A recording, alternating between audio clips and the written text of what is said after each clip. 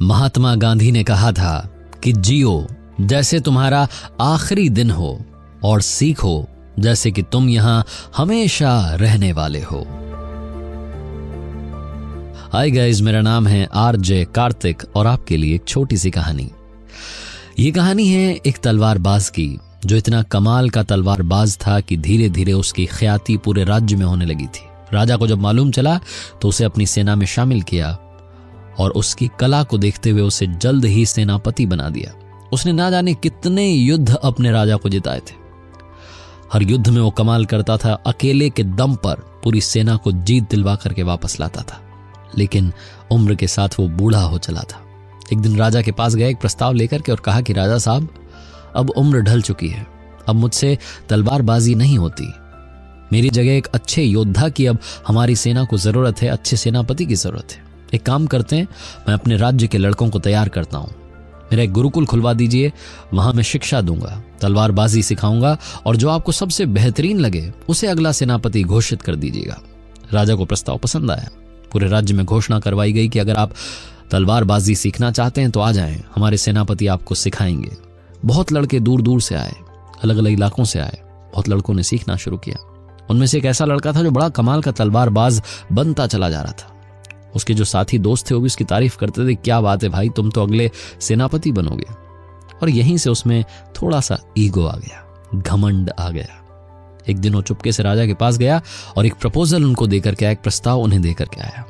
उसने राजा साहब के सामने प्रस्ताव रखा कि राजा साहब, आपने शायद नोटिस नहीं किया, लेकिन मैं अपनी सेना का सबसे कमाल तलवारबाज बनता जा रहा हूं। जो गुरुकुल है उसमें सबसे अच्छा शिष्य बन रहा हूं। और आपको पता है, अब मैं बड़ी जल्दी सेनापति भी बन सकता हूं। आप खुद ही मुझे सेनापति बना देंगे। अगर एक दिन मेरी तलवारबाजी देख ली तो आप मेरे मुरीद हो जाएंगे।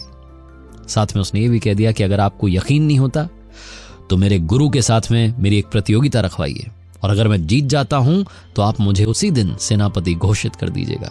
राजा को समझ में आ गया कि लड़का सीख तो गया है लेकिन घमंड भी सीख गया है। राजा ने कहा ठीक है, 7 दिन के बाद में प्रतियोगिता होगी। वो जो गुरुजी थे जो सिखा रहे थे बूढ़े तलवारबाज, उनसे भी अप्रूवल ली गई। उन्होंने कहा कि हाँ जी, करवा लीजिए। जब उन्होंने हाँ भर दी इस प्रतियोगिता के लिए तो शिष्य को लगने लगा कि गुरु को ऐसा क्या आता है जिसके दम पर उन्होंने कह दिया कि ठीक है, प्रतियोगिता हो जाए। मेरे गुरु तो बूढ़े हो चले, मुझ में नया जोश है, नई जवानी है, मैं तो उनको चुटकियों में हरा दूंगा। फिर भी उन्होंने हाँ भर दी, यानी कि उन्हें कुछ तो आता है। वो जो 7 दिन का पीरियड था उसमें ये अपने गुरु को लगातार फॉलो करने लगा, उनका पीछा करने लगा कि वो कर क्या रहे हैं, क्या ऐसा है उनके पास में जिसके दम पर वो प्रतियोगिता में आएंगे। उसने देखा कि उसके गुरु जो थे एक लोहार के पास गए और जाकर के बोले कि 15 फुट लंबी म्यान बना दो। जहां उसके गुरु ने कहा लोहार से, इसने सुन लिया और ये सोचने लगा कि गुरु इतनी लंबी तलवार बना रहे हैं कि प्रतियोगिता में आते ही मेरी गर्दन पर रख देंगे, मेरा सर धड़ से अलग कर देंगे। ये दूसरे लोहार के पास गया और जाकर के कहा कि अब एक काम करो, 16 फुट लंबी तलवार बनाओ, 1 फुट और लंबी। इसको लगा कि मैं जाऊंगा और तुरंत प्रतियोगिता जीत लूंगा। प्रतियोगिता का दिन आया, दूर दूर से लोग देखने के लिए आए। जैसे ही कंपटीशन शुरू हुआ, गुरु ने तलवार निकाली और सीधी शिष्य की गर्दन पर टिका दी। जो शिष्य था वो तलवार निकालता ही रह गया क्योंकि इतनी लंबी तलवार थी, 16 फुट लंबी। गुरु ने सिर्फ और सिर्फ म्यान लंबी बनवाई थी, तलवार तो छोटी ही थी। शिष्य गुरु के इसी भ्रम में फंस गया। शिष्य तो शिष्य रह गया, गुरु की कला को समझ नहीं पाया और इतनी लंबी तलवार बना दी कि निकाल ही नहीं पाया। छोटी सी कहानी है लेकिन हमें सिखाती है कि लाइफ में कभी भी सीखना बंद मत करना, क्योंकि सीखोगे नहीं तो जीतोगे कैसे। सीखो जैसे कि तुम यहां हमेशा रहने वाले हो। आप सुन रहे हैं आरजे कार्तिक की कहानी। किसी ने बड़े कमाल की बात कही है कि ताकत आवाज में नहीं सोच में होनी चाहिए, क्योंकि फसल बारिश से होती है, बाढ़ से नहीं। हाय गाइस, मेरा नाम है आरजे कार्तिक और आपके लिए एक छोटी सी कहानी। ये कहानी जिन्होंने लिखी है वो लिखती है कि मैं 50 साल की महिला हूं और ऑफिस में काम भी करती हूं। मेरे घुटनों में दर्द रहता है, लेकिन क्या करूं, परिवार की जिम्मेदारी संभालने के लिए, निभाने के लिए मुझे ये काम करना ही पड़ता है। मेरे घुटनों में दर्द रहने की वजह से काफी बार ऑफिस से छुट्टी भी लेनी होती है। एक बार ज्यादा बीमार थी, 7 दिनों की छुट्टी के बाद में ऑफिस पहुंची और शाम में वापस घर के लिए निकली तो जहां बस स्टैंड था वहां जाकर के खड़ी हो गई। हमेशा की तरह वहां मेरे बैठने की जगह नहीं थी। मैं इंतजार कर रही थी कि कब बस आएगी। उस दिन भी बस हमेशा की तरह देरी से पहुंची। और बस खचाखच भरी थी। जब मैं अंदर पहुंची तो मुझे वहां भी बैठने के लिए जगह नहीं मिली। मुझे लगा कि आधा घंटा एक बार फिर से मेरे लिए दर्द वाला होगा, लेकिन तभी मुझे किसी की आवाज आई, मैडम जी यहां आकर के बैठ जाइए। मैंने पीछे पलट करके देखा तो वहां एक मजदूरन बैठी थी जो अपनी सीट पर से खड़ी हो गई और अपनी सीट मुझे ऑफर कर रही थी। मैं चुपचाप वहां जाकर के बैठ गई। थोड़ी देर के बाद में एक बस स्टॉप आया और मेरे पास में जो बैठे हुए थे वो उठ करके चले गए। मेरे पास वाली सीट खाली हो गई। मेरी रिस्पॉन्सिबिलिटी थी कि वो जो मजदूरन थी उनको बुलाऊं और अपने पास में बैठाऊं। मैंने आवाज दी कि बाई जी यहां करके बैठ जाइए, सीट खाली हो गई। लेकिन वो खुद नहीं आई। उन्होंने एक दूसरी महिला को भेज दिया जिनके हाथ में बच्चा था और जोर जोर से रो रहा था। उस खाली सीट पर वो महिला अपने बच्चे के साथ आकर के बैठ गई। उनका बच्चा अब रोना बंद कर चुका था। 10-15 मिनट के बाद में वो महिला भी उठ करके चली गई। उनका भी स्टॉप आ गया।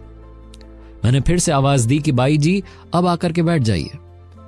अब की बार वो जो बाई जी थी उन्होंने एक बुजुर्ग व्यक्ति को वहां भेज दिया। वो आकर के बैठ गए और 5-7 मिनट में उनका भी स्टॉप आ गया। वो भी उठ करके चले गए। बस लगभग खाली होने वाली थी। मेरा भी आखिरी स्टॉप था और लग रहा था कि उन बाई जी का भी आखिरी ही स्टॉप था। मैंने उनसे कहा कि अब तो खाली हो गई, आकर के बैठ जाइए। मेरे पास वाली सीट पर फाइनली वो आकर के बैठ गई। मैंने उनसे कहा कि बाई जी एक बात बताइए, ये सीट 2 नहीं 3 बार खाली हो गई, लेकिन आप आकर के नहीं बैठी, ऐसा क्यों? तो उन्होंने कहा कि आपको मालूम है, आपको मैंने वहां बस स्टैंड पर देखा था। आप स्टॉप पर खड़ी थी और लग रहा था कि आपके पैरों में दर्द है, इसलिए सबसे पहले मैंने अपनी सीट आपको दी। तो मैंने कहा उसके बाद में खाली हो गई थी मेरे पास वाली सीट, आप आकर के बैठ जाती। बाई जी ने कहा नहीं। तब मैंने देखा कि एक बच्चा जोर जोर से मां की गोदी में रो रहा है। मैंने उन्हें बैठाया। उसके बाद में देखा कि एक बुजुर्ग हैं जो कि खड़े नहीं हो पा रहे हैं ढंग से, परेशान हैं, उन्हें बैठाया। तो ये जो महिला थी इन्होंने पूछा कि बाई जी ये काम आप रोज करती हैं या आज ही कर रही हैं? तो जो बाई जी थी उन्होंने कहा कि रोज करती हूं। मेरे पास में इतना पैसा तो नहीं है कि मैं किसी की मदद कर सकूं, इतना पैसा तो कमाती नहीं हूं, इसलिए पुण्य कमाने के लिए छोटे मोटे काम करती हूं। बस में जब किसी जरूरतमंद को देखती हूं तो उन्हें सीट दे देती हूं। रास्ते में कभी कचरा देखती हूं तो उसे साफ कर देती हूं, पत्थर देखती हूं साइड हटा देती हूं, कभी पेड़ पौधों में जो सड़क किनारे लगे होते हैं उनमें पानी दे देती हूं। बस ये छोटे मोटे काम करके पुण्य कमाती हूं। बाई जी ने जब ये सब कहा तो ये जो महिला थी 50 साल की, इन्हें समझ में आ गया कि जिंदगी का मतलब क्या है, मकसद क्या है। ज्ञान सभी के पास है, बांटनी है तो मुस्कान बांटते चलिए। सुनते रहिए आरजे कार्तिक मोटिवेशन। बस यही कहूंगा, ऊपर वाले के आशीर्वाद के साथ, अपनी मेहनत के साथ और अपनी फैमिली के प्यार के साथ कर दिखाओ कुछ ऐसा कि दुनिया करना चाहे आपके जैसा। किसी ने बड़े कमाल की बात कही है कि 2 तरह के लोगों से हमेशा सावधान रहना। एक वो जो आप में वो कमी बताएं जो आप में है ही नहीं, और दूसरे वो जो आप में वो खूबी बताएं जो आप में है ही नहीं। हाय गाइस, मेरा नाम है आरजे कार्तिक और आपके लिए एक छोटी सी कहानी। ये कहानी एक विशाल राज्य के राजा की, जिसके संतान नहीं हो रही थी। उम्र हो चली थी। उसके एक भरोसेमंद मंत्री ने कहा कि महाराज एक प्रतियोगिता रखवाइए और उससे नया राजा चुन लीजिए, बरसों से होता है, हम भी कर लेंगे, कोई बड़ी बात नहीं है। राजा ने कहा प्रतियोगिता तो रखवाएंगे, लेकिन किसी को कुछ करना नहीं है, बस मुझसे आकर के एक बार मिलना है। एक साक्षात्कार टाइप का होगा, इंटरव्यू टाइप का होगा, उसके बाद में मैं खुद से डिसाइड करूंगा कि राजा किसे बनाना है। मंत्री ने कहा ठीक है, जो आप कहें। पूरे राज्य में यह घोषणा करवा दी गई कि जिस किसी को भी रुचि है, थोड़ा भी इंटरेस्ट है कि उसे राजा बनना है, वो राजा साहब से आकर के मिल सकता है। इंटरव्यू होंगे। साक्षात्कार की घोषणा थी। गांव-गांव में लोगों को मालूम चला एक लड़का था जो खेती करता था, गरीब परिवार से था। अपने माता पिता को जाकर के प्रणाम किया शाम में और कहा कि सुना, राजा के लिए साक्षात्कार हो रहा है, इंटरव्यू के लिए मैं भी जाऊंगा नगर में, राजा से मिलूंगा। उसकी मम्मी पापा हंसने लगे कि अरे क्या पागलों जैसी बात कर रहा है, तुझे कौन राजा बनाएगा। उसने कहा नहीं, मेरे मन में है, मुझे एक बार ये करने दीजिए। उसके माँ बाप मान गए। अब समस्या थी कि साक्षात्कार के लिए जाना था, राजा के सामने इंटरव्यू था और उसके पास में पहनने के लिए अच्छे कपड़े नहीं थे। तो उसने पिताजी से कहा कि पिताजी थोड़े बहुत जो पैसे रखे हैं घर में मुझे दो ना, मुझे एक अच्छी सी जैकेट खरीदनी। माँ बाप उस बच्चे की जिद के आगे झुक गए। उसने एक बढ़िया सी जैकेट खरीदी। फटे पुराने कपड़े थे, शर्ट पैंट, उसके ऊपर उसने वो जैकेट डाल ली और चल पड़ा। थोड़ा बहुत खाना लेकर के चला जा रहा था और मन में सोचते हुए जा रहा था कि राजा साहब क्या क्या पूछ सकते हैं, मुझसे क्या सवाल किए जाएंगे, अगर मैं राजा बन जाऊं तो क्या करूंगा। बहुत सारे सवाल जो हर किसी के मन में होते हैं। उसने देखा कि नगर बसाने वाला था, ऊपर कोटा दिख रहा था। तभी उसे एक भिखारी की आवाज आई कि मेरी मदद कर दे बेटा। सर्दी का मौसम था, सड़क किनारे वो भिखारी ठिठुर रहा था। इसने कहा बाबा बताओ क्या चाहिए। तो वो जो भिखारी था उसने कहा कि बेटा मुझे कुछ ओढ़ने के लिए दे जा।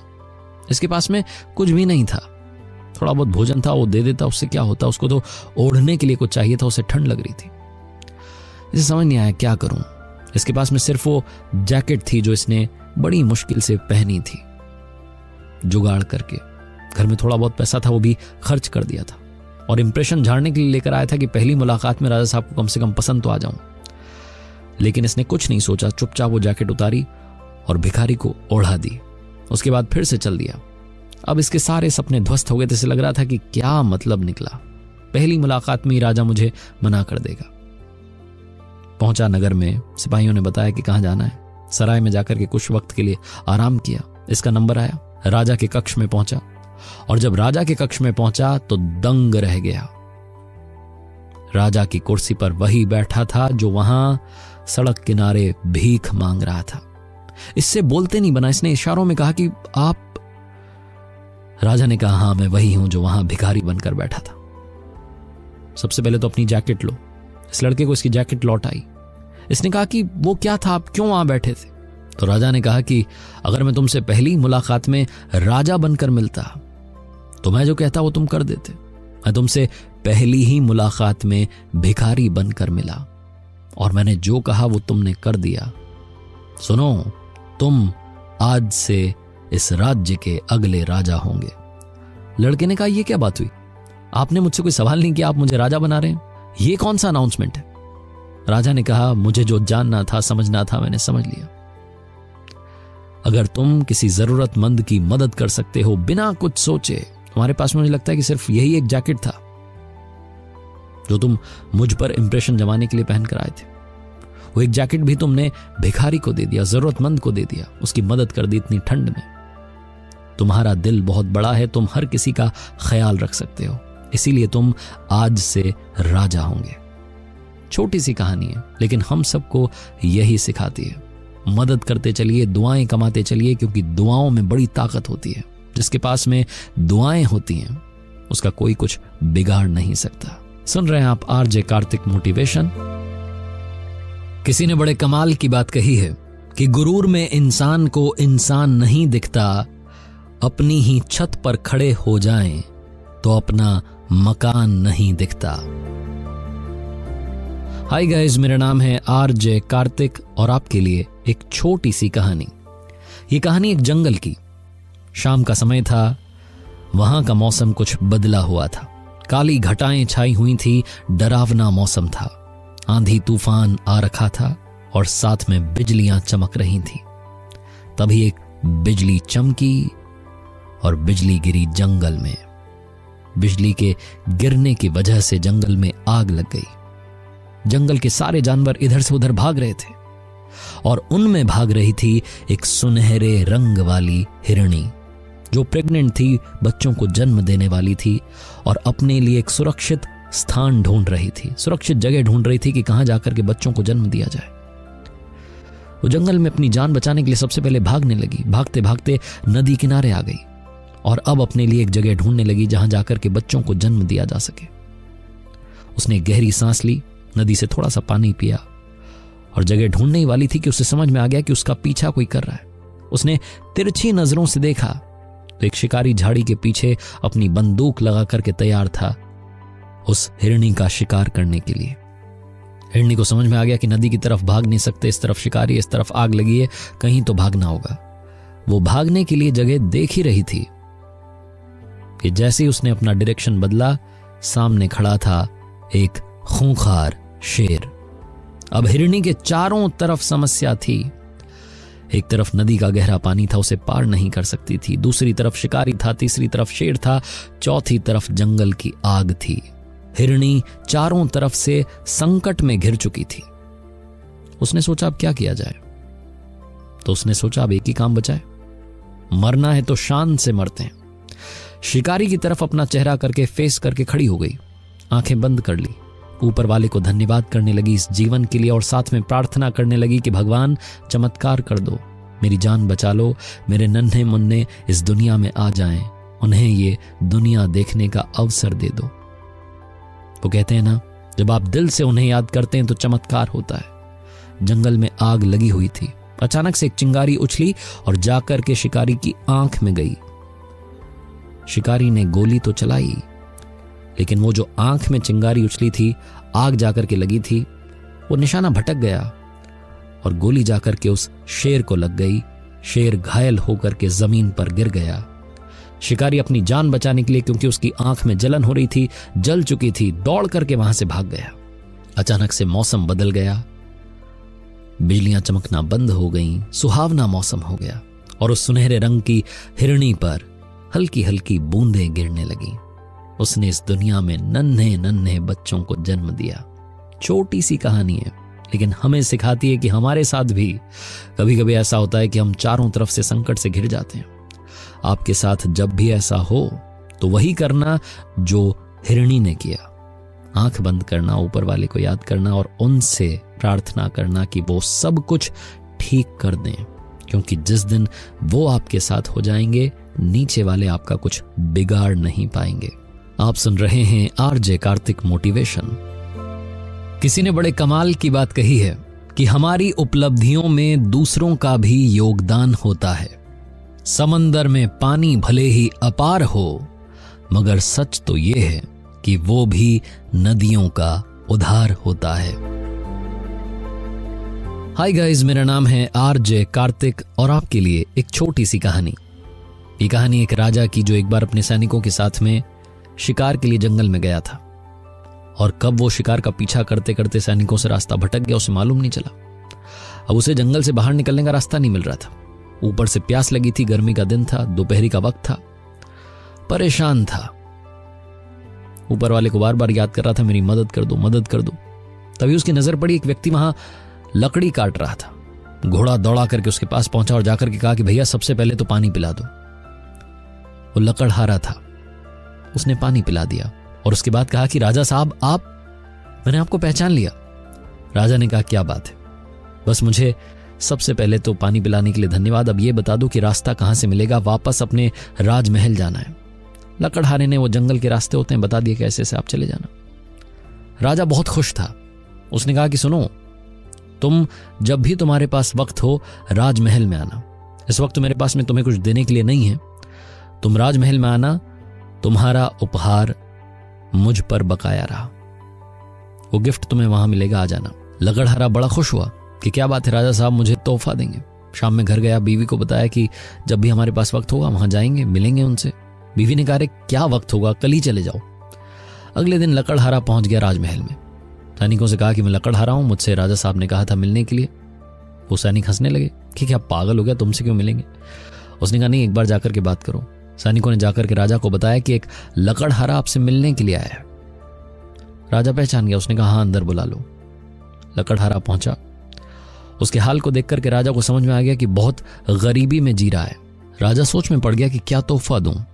फिर उसे याद आया कि उसके पास में एक बगीचा था, लकड़हारा है, लकड़ी की समझ होगी। यही सोच करके राजा ने उसको एक बड़ा सा बगीचा दे दिया।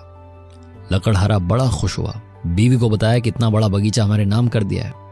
लकड़हारा था, क्या करता, लकड़ियां काटने लगा, कोयला बनाने लगा, कोयला बेचने लगा।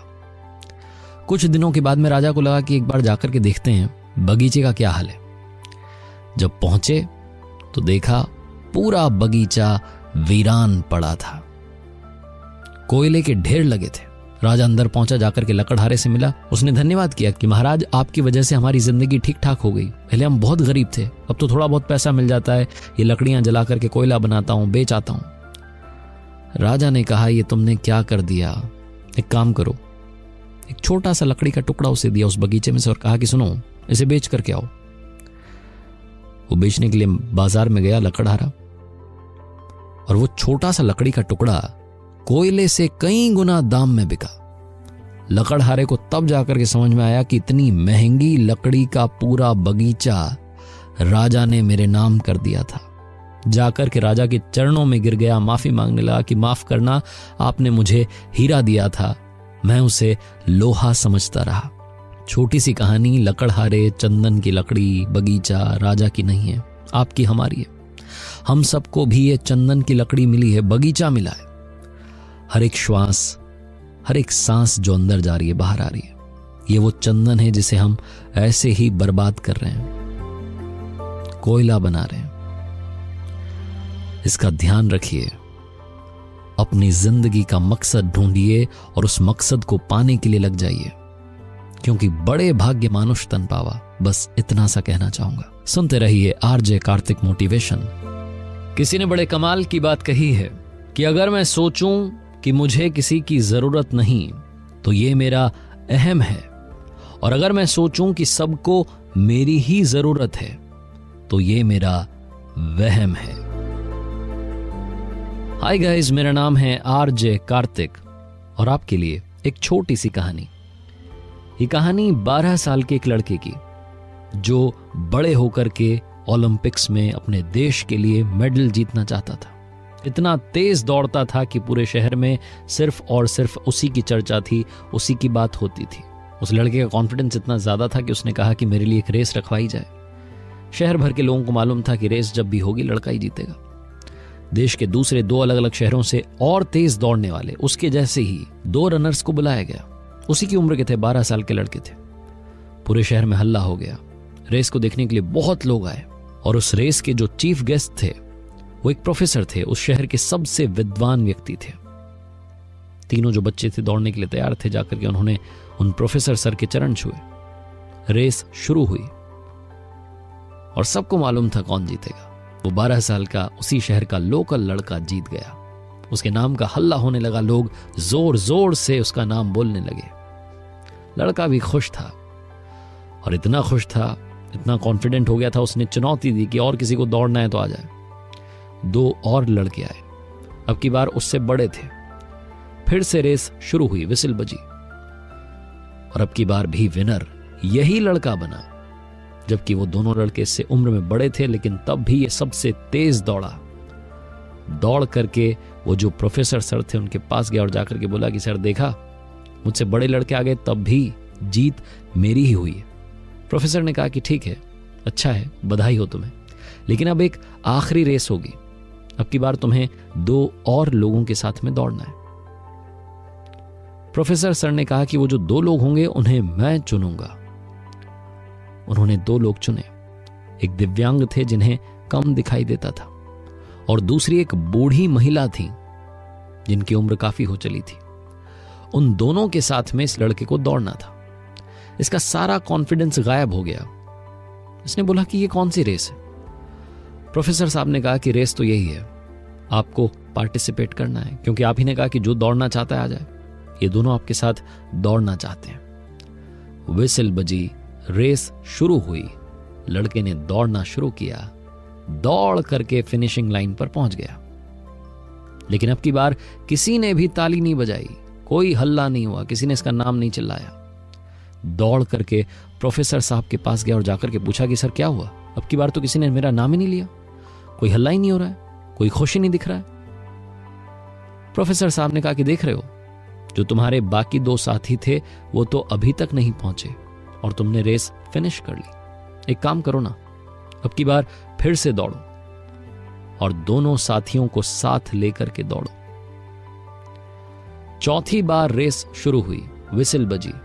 ये लड़का, इसने एक हाथ से तो दिव्यांग का हाथ पकड़ा, दूसरे हाथ से उन अम्मा का हाथ पकड़ा। उन दोनों को साथ लेकर के लड़का चलने लगा। इसकी जिंदगी की वो अब तक की सबसे स्लो रेस थी। बहुत समय लगा, लेकिन तीनों साथ साथ फिनिशिंग लाइन पर पहुंच गए। जहां उस फिनिशिंग लाइन पर पहुंचे, जोरदार तालियां बजी। हर कोई खुश था, मुस्कुरा रहा था। लड़का दौड़ करके उन प्रोफेसर सर के पास गया और जाकर के बोला कि सर बताइए ना, अब की बार किसके लिए तालियां बज रही हैं, किसके लिए इतने लोग खुश हैं। प्रोफेसर ने कहा कि बेटा ये तालियां विनर के लिए नहीं बज रही हैं, ये तालियां इस रेस के लिए बज रही हैं जिसे जिंदगी की रेस कहा जाता है। और बेटा तुमने पता नहीं कितने कंपटीशन जीते होंगे और आगे ना जाने कितने जीतोगे, तुम बहुत अच्छे रनर हो, लेकिन आज की रेस में तुमने लोगों का दिल जीता है और यही सबसे ज्यादा इस दुनिया में इंपॉर्टेंट है। छोटी सी कहानी है, लेकिन ये जिंदगी की रेस वाली कहानी हम सबको सिखाती है कि जिंदगी की रेस में इतने आगे मत निकल जाना कि आपके पीछे अपने छूट जाएं, उन्हें साथ लेकर के जाना। क्योंकि रतन टाटा साहब ने कहा है कि अगर तेज चलना है तो अकेले चलो और दूर तक चलना है तो सबके साथ चलो। सुनते रहिए आरजे कार्तिक मोटिवेशन। किसी ने बड़े कमाल की बात कही है कि हम सही हो सकते हैं, लेकिन सिर्फ हमारे सही होने से सामने वाला गलत नहीं हो सकता। हाय गाइस, मेरा नाम है आरजे कार्तिक और आपके लिए एक छोटी सी कहानी। ये कहानी एक बादशाह की, जिसकी आदत थी भेष बदल करके अपने वजीर के साथ में घूमता था राज्य में और पता करता था कि सब कुछ ठीक चल रहा है नहीं चल रहा है, जो नियम उसने बनाए हैं, जो पॉलिसीज बनाई हैं, उनको फॉलो किया जा रहा है कि नहीं किया जा रहा है, लोगों के बीच में कहीं कोई झगड़ा तो नहीं है, किसी बात से नाराज तो नहीं है। एक बार ऐसे ही निकला हुआ था भेष बदल करके, बाजार का दौरा कर रहा था। उसने देखा कि बाजार के बीच में एक लाश पड़ी है, एक व्यक्ति मरा हुआ पड़ा है। दौड़ करके उसके पास गया, आवाज दी लोगों को कि आइए इसकी मदद कीजिए, कौन है ये, कहां से आया है। लेकिन कोई भी दुकानदार वहां आया नहीं। बादशाह ने वजीर से पूछा कि क्या चक्कर है। वजीर ने कहा मालूम नहीं, क्यों नहीं आ रहे हैं लोग। बादशाह ने वजीर से कहा कि तुम रुको, यहां पर ध्यान रखना है इसका, मैं बात करके आता हूं। बादशाह गए, जाकर के दुकानदारों से पूछा कि भाई साहब कौन है। कोई भी बोलने के लिए तैयार नहीं था। एक दुकान से दूसरी दुकान, दूसरी से तीसरी, फाइनली एक दुकानदार ने बताया कि अरे भाई साहब आप कहां चक्कर में पड़े हैं, ये जो मरा हुआ है ना, ये दुनिया का सबसे बुरा आदमी था, ये इसी लायक था, इसको पड़े रहने दो, आप अपना काम करो, अपने घर जाओ। बादशाह जो कि भेष बदल करके वहां पहुंचे थे, उन्होंने कहा कि अरे नहीं, मुझे बताओ ना कौन है ये, चलो कुछ मत बताओ, मुझे बस इसका पता बता दो, इसको कम से कम हम घर तक तो पहुंचा दें। तो उस दुकानदार ने बता दिया कि ये लाश जिसकी थी इसका घर का है। बादशाह और वजीर उस लाश को लेकर के उस व्यक्ति के घर पहुंचे जो पता दुकानदार ने बताया था। दरवाजा खटखटाया, जो मर चुका था उसकी पत्नी ने दरवाजा खोला और जैसे ही दरवाजा खोला अपने पति की लाश से लिपट करके रोने लगी। जोर जोर से रो रही थी, कह रही थी दुनिया के सबसे नेक इंसान को ऊपर वाले आपने बड़ी जल्दी बुला लिया। बादशाह कंफ्यूज हो गया कि अभी बाजार में इसको सबसे खराब इंसान बताया गया, इसकी पत्नी कह रही है कि दुनिया का सबसे नेक इंसान था, चक्कर क्या है। बादशाह ने पूछा कि माफ कीजिएगा, लेकिन आपके पति को सारे बाजार वाले सबसे बुरा बता रहे हैं, वो तो इनकी लाश तक को हाथ लगाने के लिए तैयार नहीं थे, वो तो हम लोग निकल रहे थे, हमने देख लिया तो हम लेकर के आ गए। जो व्यक्ति मर चुका था उसकी पत्नी कहने लगी कि नहीं, मेरे पति दुनिया के सबसे नेक इंसान थे। बादशाह को लगा कि पत्नी है, उसके लिए तो नेक ही होंगे। पत्नी बताने लगी कि आपको मालूम है, मेरे पति की सिर्फ 2 आदतें थी जिसकी वजह से जमाना उनको बुरा कहता है। मेरे पति रोजाना शाम में एक नर्तकी के यहां पर जाते थे, लोगों को लगता था कि नर्तकी के यहां पर जाता है बुरा आदमी है, और उसके बाद में शराब खाने में जाते थे, इसीलिए लोग उन्हें बुरा कह रहे हैं, दुनिया का सबसे बुरा इंसान। लेकिन आपको बताती हूं सच्चाई क्या है। मैंने अपने पति को बहुत समझाया कि मत जाओ, आप ये जो कर रहे हो ना, दुनिया आपको बुरा कह रही है। आप जब दुनिया छोड़ करके जाओगे कोई आपकी अर्थी को कंधा देने के लिए नहीं आएगा। लेकिन मेरे पति जाते थे, और पता है क्यों जाते थे? नर्तकी के यहां जाते थे और जाकर के उसे पैसा देते थे और कहते थे कि दरवाजा बंद कर ले, ये लो तुम्हारी आज की कमाई, अब तुम दरवाजा बंद कर लो, किसी को यहां आने की जरूरत नहीं है, अपना ध्यान रखो। उसके बाद शराब खाने जाते थे, शराब खरीद करके लाते थे और नाली में बहा देते थे। वो दुनिया की सारी बुराई को मिटाना चाहते थे। लोगों ने सिर्फ ये देखा कि वो नर्तकी के यहां जाते हैं, शराब खाने जाते हैं, ये नहीं देखा कि वो बुराई मिटाना चाहते थे। इसलिए लोग तो उन्हें बुरा कहते हैं और मैं सच्चाई जानती हूं, इसलिए उन्हें नेक कहती हूं। और आपको मालूम है, वो एक बात और कहते थे, मुझे आज भी याद है। वो कहते थे कि देखना जब मैं मरूंगा ना, तुम कहती हो ना मेरी अर्थी को कोई कंधा देने के लिए नहीं आएगा, मेरी अर्थी को कंधा देने के लिए उस वक्त का बादशाह और नेक लोग आएंगे। जहां उस महिला ने अपने पति के बारे में बताया, बादशाह चौंक गया। बादशाह ने कहा कि आपको मालूम है, मैं यहां का बादशाह हूं, भेष बदल करके घूम रहा था। आपके पति की बात आज सच हो गई है। हमने उनकी लाश को देखा, आप तक पहुंचे। और चिंता मत कीजिए, आपके पति का जनाजा शाही अंदाज से होगा, शाही तरीके से उन्हें अंतिम विदाई दी जाएगी। आप घबराइएगा मत, उनकी अर्थी को मैं कंधा दूंगा। छोटी सी कहानी लेकिन बहुत बड़ा मैसेज देती है। हमें दूसरों को जज करना बंद कर देना चाहिए। जैसा कि मैंने शुरुआत में कहा, आप सही हो सकते हैं, लेकिन सिर्फ आपके सही होने से सामने वाला गलत नहीं हो सकता। अपना समय दूसरों को जज करने में बंद कीजिए और अपने समय का सही इस्तेमाल कीजिए। कर दिखाओ कुछ ऐसा कि दुनिया करना चाहे आपके जैसा। सुनते रहिए आरजे कार्तिक मोटिवेशन। किसी ने बड़े कमाल की बात कही है कि भगवान बोलते हैं कि तू वही करता है जो तू चाहता है, फिर वही होता है जो मैं चाहता हूं, इसीलिए तू वही कर जो मैं चाहता हूं, फिर वही होगा जो तू चाहता है। हाय गाइस, मेरा नाम है आरजे कार्तिक और आपके लिए एक छोटी सी कहानी। ये कहानी भगवान श्री कृष्ण और उनके सखा धनुर्धर अर्जुन की। एक बार भगवान श्री कृष्ण और अर्जुन घूमने के लिए निकले हुए थे, तो उन्होंने देखा कि एक ब्राह्मण देव भिक्षा मांग रहे। उनका हाल देख करके अर्जुन को तरस आ गया। उसने भगवान श्री कृष्ण से कहा कि ये भिक्षा मांग रहे हैं, सही नहीं हो रहा है, इनको घर पर रहना चाहिए, ज्ञान बांटना चाहिए, इनकी जिंदगी कैसे सुधरेगी। तो भगवान ने कहा कि सोचो और सुधार दो। अर्जुन ने उन ब्राह्मण देव को अपने पास बुलाया और कहा कि महाराज, आप ये भिक्षा मांगते हुए अच्छे नहीं लग रहे, एक काम कीजिए ना, मैं आपको सोने के सिक्के देता हूं, आप जाइए और खुशी से अपनी जिंदगी बिताइए। खुश होकर के अर्जुन ने उसके पास में सोने के सिक्के थे, ब्राह्मण देव को दे दिए। वो जो पंडित जी थे चले गए अपने घर झोपड़ी की तरफ। खुश हो रहे थे कि आज तो कमाल हो गया। अपने बारे में सोच रहे थे, परिवार के बारे में सोच रहे थे कि सब कुछ बदल दूंगा, जिंदगी बदल जाएगी। तभी अचानक से एक लुटेरा आया और उनको लूट करके चला गया। वो जो पोटली थी सोने के सिक्कों की, वो उनसे छीन करके भाग गया। पंडित जी कुछ नहीं कर पाए। घर पहुंचे, जाकर के अपनी पत्नी को बताया कि आज तो किस्मत बदलने वाली थी।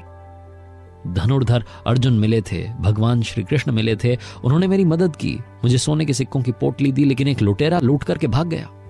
कुछ देर के लिए पत्नी भी उदास रही, पंडित जी भी उदास रहे, लेकिन कोई नहीं, जो काम करते थे वही करने लगे। अगले दिन से फिर से भिक्षा मांगने के लिए निकल पड़े। अर्जुन और भगवान श्री कृष्ण एक बार फिर से घूमने के लिए निकले थे। उन्होंने देखा कि यही पंडित जी कल भी दिखे थे, आज भी दिख रहे हैं, आज भी भिक्षा मांग रहे हैं। बुलाया अर्जुन ने पंडित जी को और पूछा कि क्या हुआ महाराज। पंडित जी ने कहा कि क्या बताएं, कल आपने जो सोने के सिक्कों की पोटली दी थी, एक लुटेरा आया और लूट करके चला गया, मैं कुछ नहीं कर पाया। अर्जुन को थोड़ा और तरस आ गया। अर्जुन ने अब की बार एक मोती दिया और कहा कि ये अनमोल मोती है, इससे आपकी जिंदगी पलट जाएगी, बदल जाएगी, ले जाइए। पंडित जी बड़े खुश हुए, खुशी खुशी फिर से अपनी झोपड़ी की तरफ चल दिए। जब झोपड़ी में पहुंचे तो देखा पत्नी नहीं थी, वो पानी भरने के लिए गई हुई थी नदी किनारे। पंडित जी सोच रहे थे क्या करूं, कहां छुपाऊं इसको, अब की बार फिर से कोई लूट करके ना ले जाए। तो एक पुराना घड़ा था, उसमें जाकर के उस मोती को छुपा दिया और पंडित जी आराम करने लगे। इस बीच में उनका दुर्भाग्य देखिए कि पंडिताइन जो गई हुई थी नदी किनारे पानी भरने के लिए, उनके हाथ से घड़ा छूट गया, नया का नया घड़ा फूट गया। लौट करके घर में आई, झोपड़ी में देखा एक पुराना घड़ा रखा था, अब पानी तो चाहिए। वो पुराना घड़ा उठा करके ले गई, नदी में जैसे ही डुबोया वैसे ही वो मोती खिसक करके नदी में गिर गया।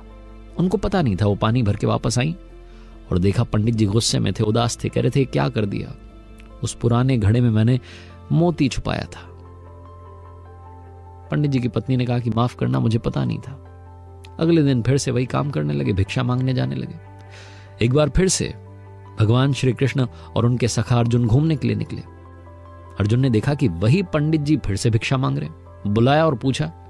पंडित जी ने अपनी कहानी सुना दी, अपना दुख सुना दिया। अर्जुन ने अब की बार भगवान से कहा कि आप ही मदद कीजिए, आप ही कुछ कीजिए, मेरी मदद से इनका कुछ हो नहीं पा रहा है। भगवान श्री कृष्ण ने अपनी जेब में से निकाल करके 2 सिक्के दे दिए, 2 पैसे, और कहा पंडित जी काम कीजिएगा, वापस जाइए अपनी झोपड़ी की तरफ, अब आगे घर घर जाकर के भिक्षा मत मांगिएगा। पंडित जी क्या करते, भगवान है, आदेश था, मानना पड़ा। जाते आते सोच रहे थे कि भगवान से अच्छे उनके दोस्त हैं, इतनी बड़ी मदद की भगवान ने, सिर्फ 2 सिक्के दिए, 2 पैसे। पंडित जी अपनी झोपड़ी की तरफ जा ही रहे थे कि रास्ते में एक मछुआरा दिखा जो जाल में एक मछली डाल करके ला रहा था। पंडित जी को उस मछली की हालत पर दया आ गई। पंडित जी चाहते थे वो आजाद हो जाए। उन्होंने सोचा कि 2 पैसे हैं, इनका क्या करूंगा। मछुआरे को दिए और कहा कि सुनो, ये मछली मुझे दो। मछली ली और उसे अपने कमंडल में डाल लिया। पानी भरा हुआ था, उसमें डाल लिया और नदी किनारे पहुंच गए उसको आजाद करने के लिए। जैसे ही उस मछली को नदी में छोड़ने वाले थे, पंडित जी ने कमंडल में देखा तो वहां मोती था। ये वो मोती था जो घड़े में से खिसक करके नदी में चला गया था। मछली ने निगल लिया था। मछली पंडित जी के पास आ गई थी। पंडित जी जोर से खुशी के मारे चिल्लाने लगे, मिल गया, मिल गया। तभी वो लुटेरा वहां से निकल रहा था। लुटेरे ने देखा कि पंडित जी ने शायद पहचान लिया। लुटेरा जाकर के पंडित जी के चरणों में गिर गया, माफी मांगने लगा कि महाराज माफ करना, ये लीजिए आपके सोने के सिक्कों की पोटली, किसी से कुछ मत कहना, मुझे सजा मत दिलवाना। लुटेरा ये बोल करके चला गया। अर्जुन और भगवान श्री कृष्ण ये सब देख रहे थे। अर्जुन ने कहा, भगवान ये क्या हो गया? पंडित जी के पास में मोती वापस आ गया, सोने के सिक्के वापस आ गए, ये कौन सा चमत्कार है? भगवान श्री कृष्ण ने कहा कि सुनो, ये चमत्कार मदद का चमत्कार है। ये चमत्कार सबके बारे में सोचने का चमत्कार है। पंडित को जब तुमने सोने के सिक्के दिए वो अपने बारे में सोच रहा था, मोती दिया अपने बारे में सोच रहा था, लेकिन जहां मैंने उसे 2 सिक्के दिए, 2 पैसे दिए, उसने मछली के बारे में सोचा, मछली की जान बचाने के बारे में सोचा और सारा कमाल उस सोच की वजह से हुआ है। छोटी सी कहानी हमें सिखाती है, मुस्कान बांटते चलिए, दुआएं कमाते चलिए। दुआओं में बहुत ताकत होती है। अच्छे काम कीजिए, अच्छा रिजल्ट आपको मिल करके रहेगा। और हमेशा सबके बारे में सोचिए। आपके साथ मैं हूं आरजे कार्तिक। आप सुन रहे हैं आरजे कार्तिक मोटिवेशन।